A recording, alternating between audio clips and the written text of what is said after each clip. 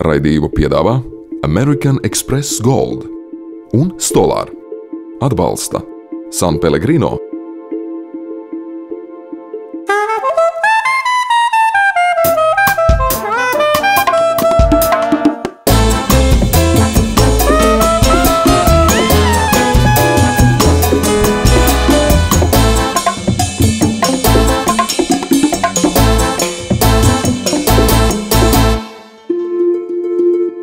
Labrītiņ šo skaisto burvīgo rītiņu. Šodien es atkal ceļošu pa Latviju, aiz Valmieras ir smuka ferma, un tur aug īpatni šķirnes lopi. Bioloģiski lopi, kad mēs zinām tā izcelsmi, no kurienes viņš nāk, kur viņš ir piedzimis un kur viņš arī ir nokauts, un arī galvenais, kur viņš ir karājies. Kas gan varētu būt vieglāk, kā pagatavot steiku? Brūni apcepta lielopu gaļas šķēle nebūtu nešķiet pavāra mākslas augstākais sasniegums. Tomēr tikai ar cepšanas prasmēm vien te var nepietikt. Jo, kā jau daudzās lietās, arī šeit visa pamatā ir labs izejmateriāls, kvalitatīva un profesionāli sadalīta lielopu gaļa. Šajā un nākamās nedēļas raidījumā mēs pēc iespējas smalkāk izzināsim, ko var pagatavot no lielopa gaļas. No sākuma dosimies uz Burtnieku novadu pie zemnieka Anrija Šļaukstiņa, kur noskaidrosim, kā tiek audzēta lielopi bioloģiskā saimniecībā. Turpinājumā profesionāla gaļas izcirtēja vadībā uzzināsim, kā tiek sadalīta gaļa, pirms tā nokļūst uz mūsu šķīviem. Savukārt Mārtiņa virtuvē pagatavosim receptes izmantojot stobrkaulus, atklāsim perfekta burgera noslēpumus, bet nobeigumā pasniegsim slaveno pastrami.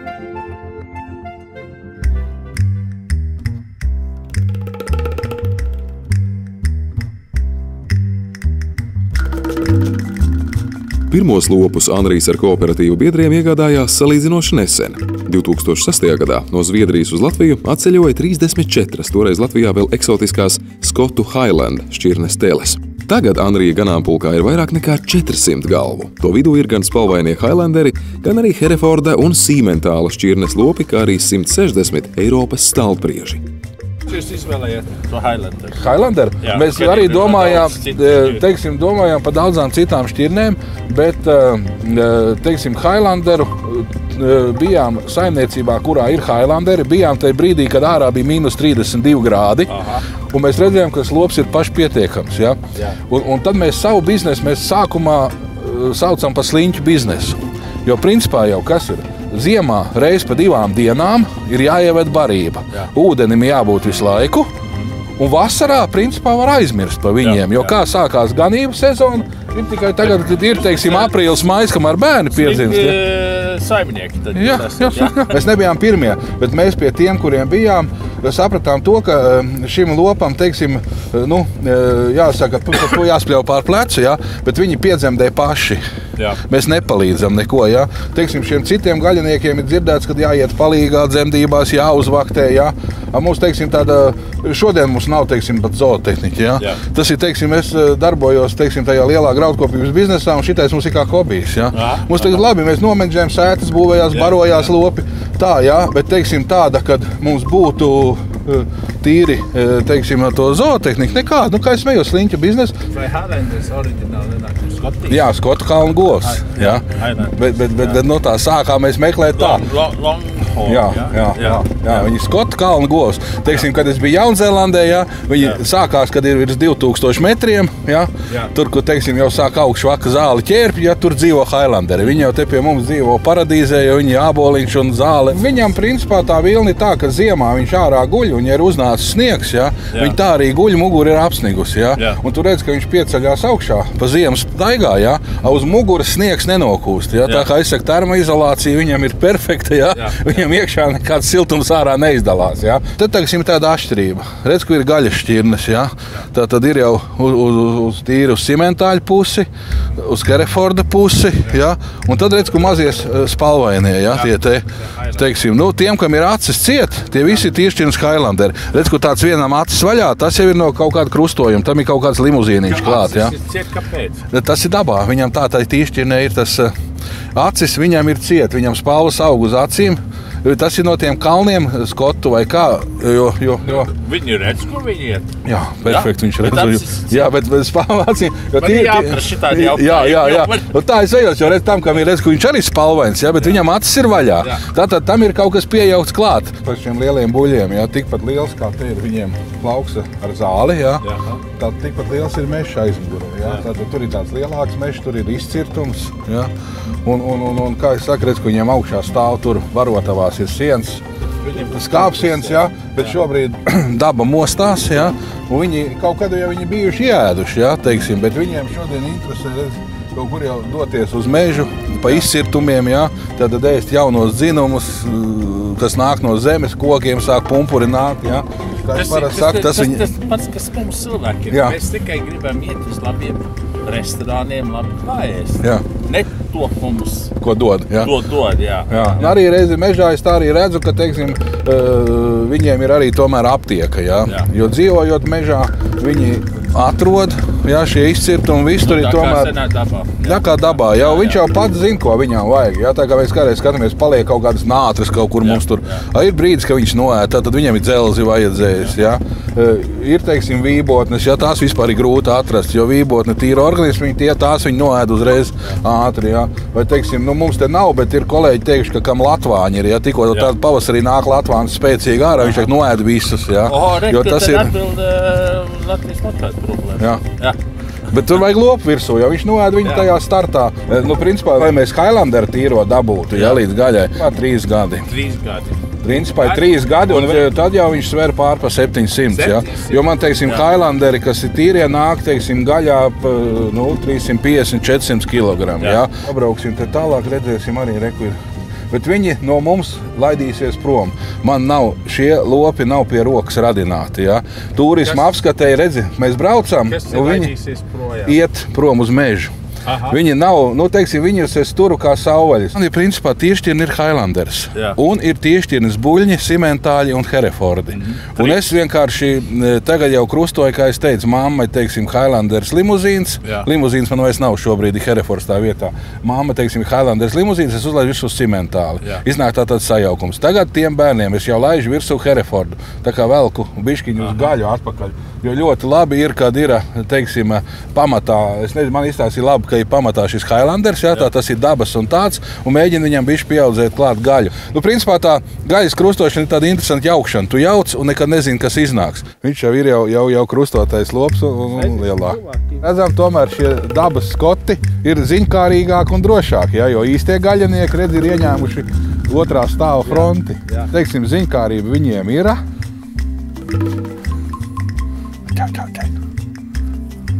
Nē, tu nemaz negribi. Kad lielopi ir sasnieguši attiecīgo svaru un vecumu, tie tiek nokauti, bet liemeņi ievietoti gatavināšanas kamerās. Šeit aptuveni +1 līdz +2 grādu temperatūrā, labi ventilējumā vidē, gaļa tiek noturēta aptuveni 2 nedēļas. Nogatavināšanas rezultātā tā zaudē mitrumu, iegūst maigāku tekstūru un izteiktākas garšas īpašības. Pēc nogatavināšanas procesa beigām liemenis tiek nodots profesionāla gaļas izgriezēja rokās, sadalīts konkrētos gabalos un nosūtīts klientam. Kas man te patīk, tūlītās, dzimis Latvijā, audzēts Latvijā, nokauts Latvijā, viss, kas ir Latvijā. Kad tiks sadalīts, tad tiks pierakstīts, kad arī sadalīts ir Latvijā. Sadalīts arī Latvijā. Un es ceru, ka arī izcepts Latvijā. Svinīgi noņemsim to birketi. Un šo te varam ierāmēt un kā gleznu uz sienas karināt. Jo lielākā daļa gaļas Latvijā nāk no ārzemēm. Šis ir tiešām retums te. Es redzu, ka tavs nasis ir milzīgi asis. Interesanti arī, mēs neredzam, kad asins te tek. Uz svaigu gaļu tek asins. Stingra gaļa. Viņa nav tā kā lupata. Un arī aromāts gaļai ir pavisam savādāks. Es tagad saprastu, kāpēc tev ir tas bruņotais priekšauts šeit, jo tas ir bīstams darbs, ko tu Jā, tā ir man drošība. Kļūdīties nedrīkst. Tagad man ir iespēja kļūdīties. Ja es gadījumā sev kaut ko mēģinu izdarīt, tad tas man pasargā. Tu to visu to dari, ka izskatās tik viegli, bet tev ir daudz gadu pieredze, ja? Cik tev ir tie gadi? Vismaz 17 gadi es strādāju. 17, un šeit iekšā ir smadzenes. Jā. Buljona kauls vistīgākais. Nu, es parādīšu arī, kā tos smadzenes izmanto arī. Jā. Jo viņas ir garšīgas, iet ko ēst, ko pārdot, un arī mērcēs. Industriāli šitā lieta notiek ar mašīnu, plaist cauri tādai mašīnai, kas noņem ļoti ātri to plēvi. Ārkārtīgi bīstama mašīna. Daudz pat atsakās pie viņas strādāt, jo var ieraut cimdu iekšā, ja tāds ir. Ja nav, tad ir beigas. Bet pietiekami ātri var arī ar rokām to izdarīt. Tad šī izskatās, es zinu, ka viņi nav, bet viņi izskatās tā kā Izskatās filējā. pēc filējas, jā. Bet viņi saucās falšā filēja. Jā. Latvijā jau cilvēki ļoti maz lieto lielopu gaļu uzturā vairāk iemeslu dēļ. Pirmkārt jau slinkums, mūžīgā steiga. Un tam līdzīgi, ka tomēr nevar tik ātri pagatavot kā cūgaļu cena. Un kā redzam no tā super, kā saka, augstvērtīgā gaļa, no tāda milzīga gabala nemaz neiznāk tik daudz. Ja tā tad atbild uz jautājumu, kāpēc maksā porcija tik un ne savādāk, vai ne? Audze, teiksim, ir relatīvi, ne sliktākā, bet tātad cik sanāk ekstra un cik sanāk tas. Tātad visa šī gaļa ir laba, bet katram ir savs veids, kā mēs viņu izmantojam. Nu, kungi, paldies! Es domāju, šonedēļ mums pietiek. Uztaisīšu dažus receptus ar šo te gaļu, bet raidījums turpināsies un es atgriezīšos, jo šeit ir tiešām daudz ko rādīt un stāstīt. Paldies! Paldies!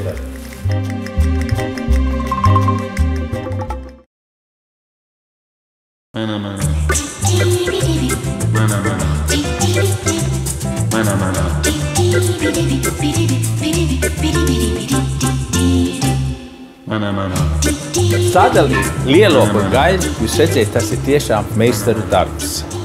Tas ir amatnieku darbs, un tas amats lēnām sāk pazust no mūsu Latvijas amatiem, kā tev teikt. Interesanti, ja mēs paskatāmies tos griezumus, frančiem ir 24 griezumi no viena lopa. Amerikāņiem ir 17. Britiem ir 15. Latviešiem ir 2. Priekša un pakaļa. Es uztaisīju viņa eksperimentu un es aizgāju uz tirgu. Un es prasu, kas tā pa gaļu? Gaļa, lielopu gaļa. Bet kas tā pa šķirnu? Šķirna? Gaļa, lielopa gaļa. Es saku, no kurienes viņa nāk? Kā no kurienes viņa nāk? No laukiem. Bet no kuriem laukiem? Kā no kuriem? Jūs gribat gaļu vai negribat gaļu? Es saku, es gribu. Ko jūs gribat? Es saku, es gribu T-bone steak. Ko jūs gribat? Es tālu netiku ar viņiem. Varbūt man vajadzēja vairāks paprovēt tos pārdevējus, bet varēja redzēt, ka lielākā daļa viņi tikai tur stāv un tirgo to gaļu un par to gaļu neko nezina. Ir būtiski zināt, es arī prasīju, cik vecs tas lops ir. Kā vecs? Pataustat, vēl silts ir, vakar nokauts ir. Tā nav lielopa gaļa. Ja jūs man neticat, aiziet uz tirgu, jeb vēl labāk aiziet uz kādu lielu veikalu un paprasiet, jums vajag T-bone steak. Liela daļa nezinās, kas tas ir, no kurienes viņš nāk. Amen.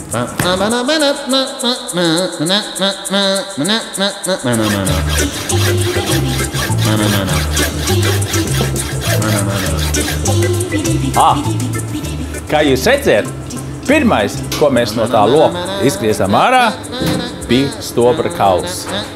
Un šeit top mana pirmā recepte, un no šī stobra kaula mēs varam sagatavot ļoti, ļoti daudz kulinārisks brīnums.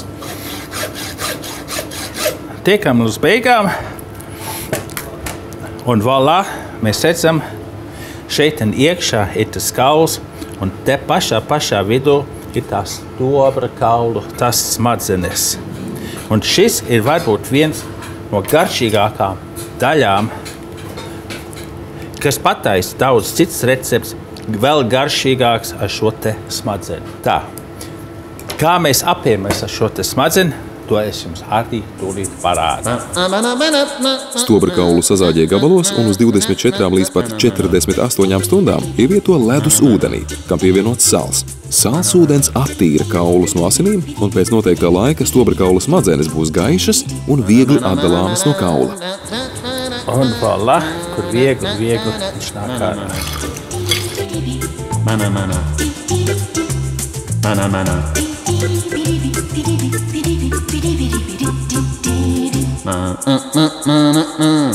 Pirmā recepte – stobra kaula smadzenes sviests. Paņemam un sagriežam mazos gabalos.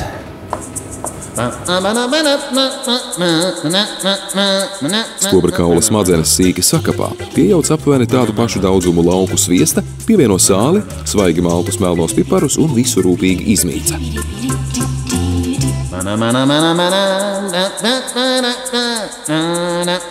Te arī var pielikt klāt garšaugus, pētersili, bet es viņu gribu atstāt tīru. Voilà. Tā. Un tad paņem pārtiks plēvi un uztaisīsim tas. Pārtiks plēvi ir izlikt un liekam to masu plēvē un rullējam un uztaisam smuku tas.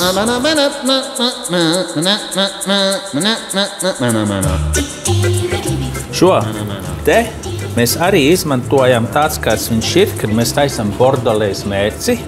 Un bordelēs mērci ir sviests, stobra kaula smadzenes un parmezāns siers pielikt pie sarkanvīna mērces klāt. Tad šo es atstāšu tagad ledskapī, kamēr viņš sacietē, bet viņš ir lietojams, vismaz 1 nedēļu turēt viņu ledskapī. Bet tāpēc es saku 1 nedēļu, jo es jums rādīšu, kā nākamā nedēļa es šo pasniedzu. Bet jums jānāk atpakaļ nākamā nedēļa to redzēt. Hoplā! Nākamā recepte ir burgers. Ne hamburgers, bet burgers. Un slow food burgers. Tagad daudz domā, ka tas burgers ir fast food, ātrā ēdināšanas. Viņš ir, jā. Un viņš arī nav, jo, teiksim, es paņemu manu autoritātu no paša Heston Blumenthal. A Search of Perfection. Vislabāko no kā, kas ir pasaulē. Labākam burgeram ir 3 veidas gaļa no tā viena lopa. Uz 2 īsribas gaļas mēs liekam 1 patronu steiku un 1 no krūša gabalu. 3 steiki gabalu. Bet arī mēs liksim klāt stobra kaula smadzenes. Jo kas ir būtiski, labam burgeram viņam vajag taukvielu. Ja viņai nav taukviela, viņa būs ļoti, ļoti sausa. Ja mēs neliekam to stobra kaula smadzenes, mēs liekam sviestu klāt. Un tas sviests ietekās iekšā tam steikam un pataisa viņu sulīgu un mīkstu. Gaļai jābūt ļoti, ļoti augstai. Kāpēc? Lai viņi labāk maļās, lai viņi neplīst, sākam malt, jo arī kāpēc viņai jābūt augstai, kad griežās tas nasis, viņš ir karsts. Un mēs gribam to temperatūru noturēt zemu. No tās gaļas, lai tā gaļa necepās, pirms jau viņu mēs liekam uz griļa. Un tad mēs jau pieliekam klāt mūsu smadzenes. Un tas ir kas patais mūsu burgers īpatnē, un man liekas labāk nekā kādus citus. Vēl, kas arī vajadzīgs, ir sāls. Jo sāls satur tās gaļas proteīns kopā un arī izvelk ārā to garšu. Bez tā sāla tas burgers sabruktu. Nevajag likt nekā citu klāt, ne sīpols, ne rīvmaizi, ne olu, tikai labu kvalitātīvu gaļu, stobra kaula smadzenes un sāli. Kas ir vajadzīgs, ko mēs viņu gatavojam? Ir gredzena, plēvi, iekšā. Un šo te mēs viegli samīcam. Jo mazāk viņu mīts, jo labāk.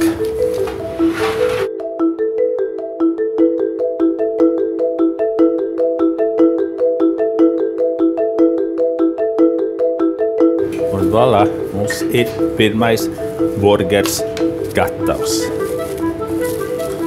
Nu, vai tā nav pasaka?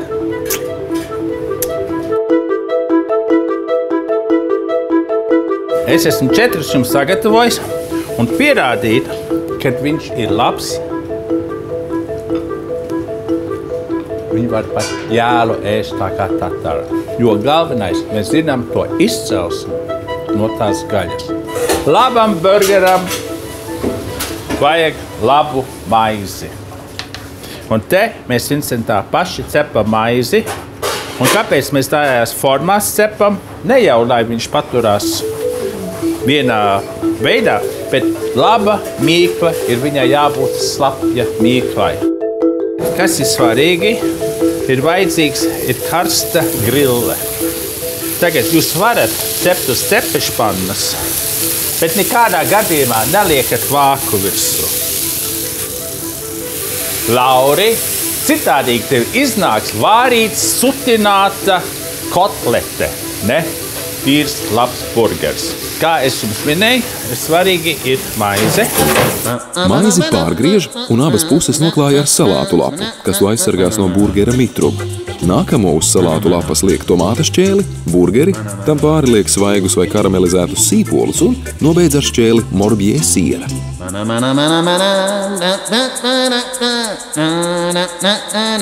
Liekam cepuri virsū un vairāk nekas nav vajadzīgs. Ja tur visādīgi čatnī iet, tur visādīgi citas saptis tur iet, tad mēs slēpam to labo gaļu, kas tur ir. Labs burgers jābūt 2 vai 3 pirkstumu platumā. Lielāku nē. Jo ir svarīgi, ka jūs varat dabūt viņu visu mutē vienā gājienā. Jūs uzminējat. Es nevaru iedomāties, kas var būt labāks par šo.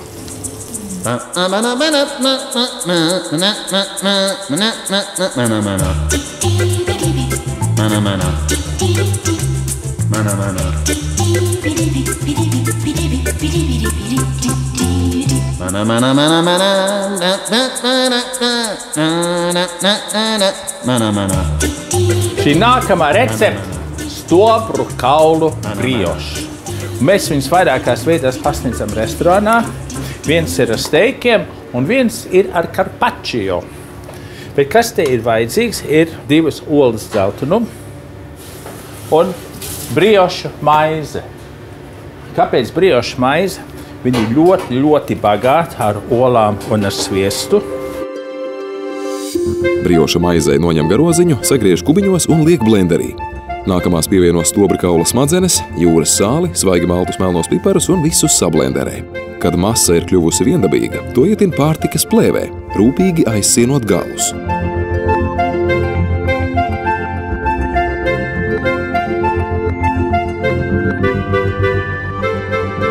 Un tad liekam iekšā varošā ūdenī, nogriežam uguni nos. Un tā kā es jums rādīju lauku vistas olu, kā dabūt mīksvārī, to pašu šo te ar 6-7 minūtes turam varošā ūdenī. Lūk, 6 minūtes ir pagājušas. Mēs redzam, kā viņa krāsa mainījusi. Un to mēs tūlīt liekam ledus ūdenī, lai viņš atciest. Tagad šodien mēs viņu nelietojam. Mēs viņu lietosim nākamā nedēļa. Atkal jūs esat spiesti nākt atpakaļ, redzēt, ko es ar šo briošu stobra kaulu smadzeni desu darīšu.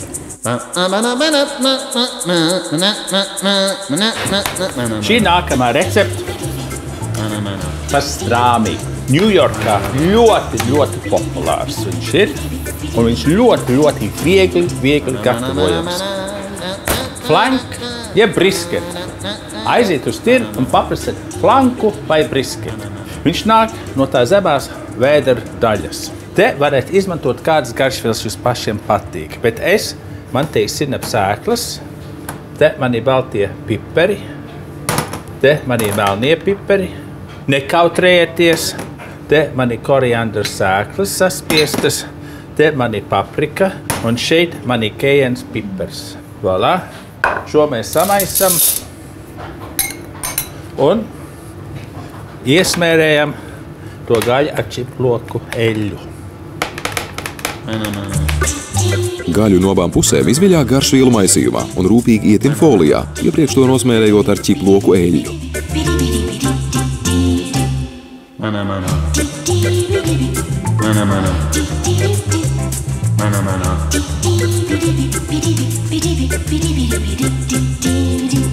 Voilà.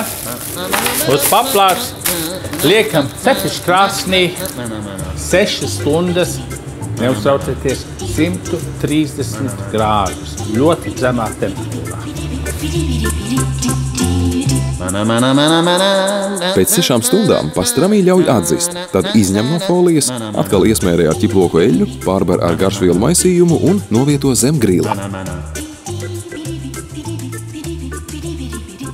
Voilà. Pāris minūtes zem griļa. Aromāts atdzīvināts ir. Wow! Mēs liksim viņu uz mūsu pašu salskāpu maizes. Uzliekam te labas sineps. Man te šardenē graudžu sineps ir. Un griežam plānās šķēlēs. Es jums gribu pirms es tālāk eju parādīt, cik tagad tā gaļa tomēr vēl ir sulīga un wow, ļoti, ļoti mīksta. Tas ir paldies tai zemai temperatūrai, kur viņi ir cepusies, un šo mēs liekam, voilà. Paņemam marinētu gurķi, te pāris plānas šķēles. Dāmas un kungi, es jums pasniedzu Reuben sandviču. Te arī var likt kāpos, siera šķēlīte. Tagad valodnieki teiks, tas nav sandvičs, tā ir sviestmaize. Zini ko? Tas ir sandvičs. Voilà!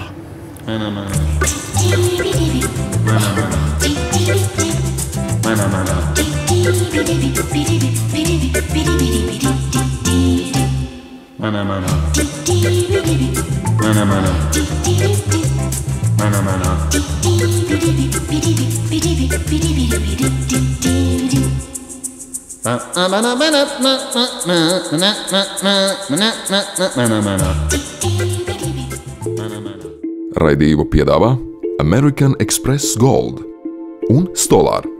Atbalsta San Pellegrino